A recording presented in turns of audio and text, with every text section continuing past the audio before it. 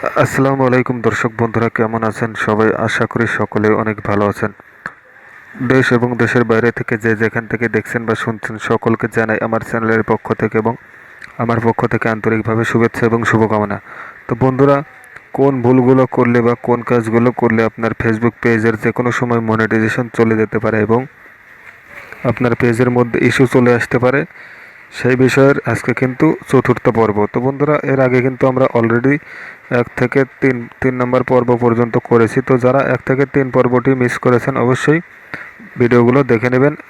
Part আলাদা করে দেওয়া আছে, প্রত্যেকটি পার্ট কিন্তু আলাদা করে দেওয়া আছে। 1 থেকে 5টি পার্ট আমরা এই বিষয়ে ভিডিওটি তৈরি করব। তো বন্ধুরা, এক ভিডিওতে করলে লং হয়ে যাবে, এজন্য আমরা কিন্তু আলাদা আলাদা করে 5টি পার্ট করেছি ফেসবুক পেজের কমিউনিটি গাইডলাইন নিয়ে, ঠিক আছে?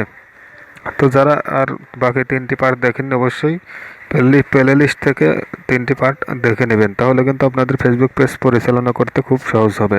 তো বন্ধুরা, এই কাজগুলো আপনারা ভুলেও করবেন না। এই কাজগুলো কিন্তু ভুলেও করলে আপনার ফেসবুক পেজ যে কোনো সময় রেস্ট্রিকশন হয়ে যেতে পারে বা যে কোনো সময় আপনার ফেসবুক পেজে ইস্যু চলে আসতে পারে, এমনকি মনিটাইজেশন থাকলে সেটা বাতিলও হয়ে যেতে পারে।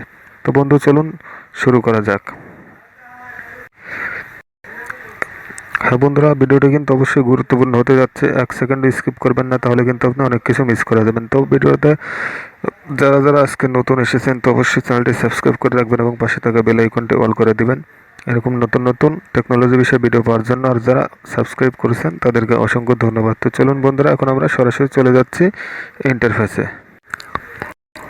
বন্ধুরা খেয়াল করুন, দেখুন আমরা কিন্তু তৃতীয় পর্বে এখান থেকে এই যে উপরে যে অপশানগুলো দেখতে পাচ্ছেন এই অপশান থেকে এসে এই যে সেক্সুয়াল সলিউশন এই পর্যন্ত কিন্তু আমরা লাস্ট ওভার করেছিলাম। এখানে এসে শেষ করে দিয়েছিলাম বা এখান থেকে ফিনিশ করেছিলাম আমরা।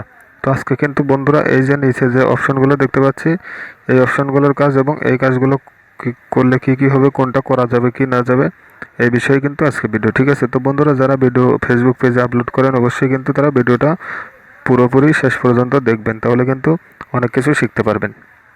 আর যারা 3টি পার্ট এখনও দেখেননি অবশ্যই ওই 3টি পার্ট দেখে নেবেন।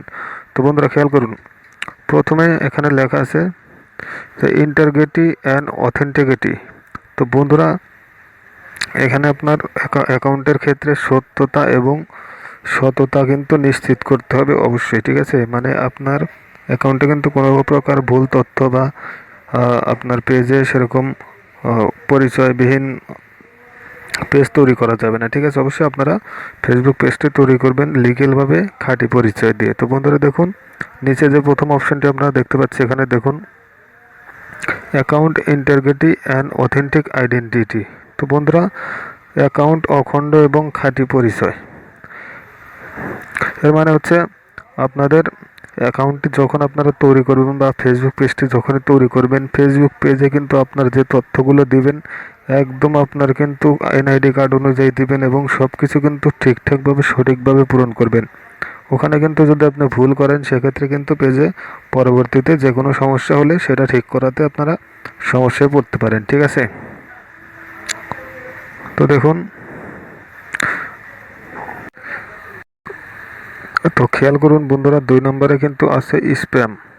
মানে আপনার ফেসবুক পেজের মাধ্যমে আপনি কিন্তু কোনো রকম স্ক্যাম বা স্প্যামের কোনো রকম কাজ করতে পারবেন না। সেক্ষেত্রে কিন্তু আপনার যে কোনো সময় মনিটাইজেশন চলে যেতে পারে বা আপনার ফেসবুক পেজটি অ্যাকাউন্ট রেস্ট্রিক্ট হতে পারে বা ইস্যু চলে আসতে পারে, ঠিক আছে? তাই স্ক্যাম এবং স্প্যাম করা থেকে দূরে থাকবেন সব সময়।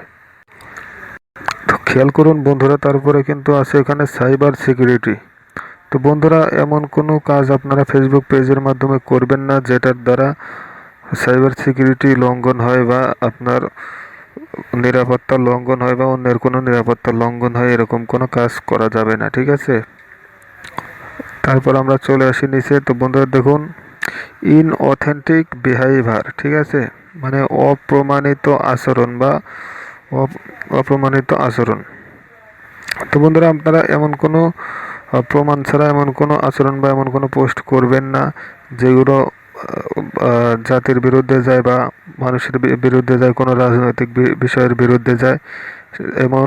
এমনকি সেগুলো অপ্রমাণিত, মানে আপনার কাছে কোনো প্রমাণ নেই অথচ আপনি অপ্রমাণিত আচরণ করতেছেন বা এমন কিছু দিয়ে উস্কানিমূলক কোনো কিছু করতেছেন, সেগুলো কিন্তু অবশ্যই করা যাবে না, ঠিক আছে? সেগুলো কিন্তু কোনো প্রমাণ নেই, আপনি নিজে থেকেই যুক্তিতর্ক দিয়ে কিছু বানিয়ে বলছেন, এরকম কিন্তু কোনো কিছু করা যাবে না, ঠিক আছে?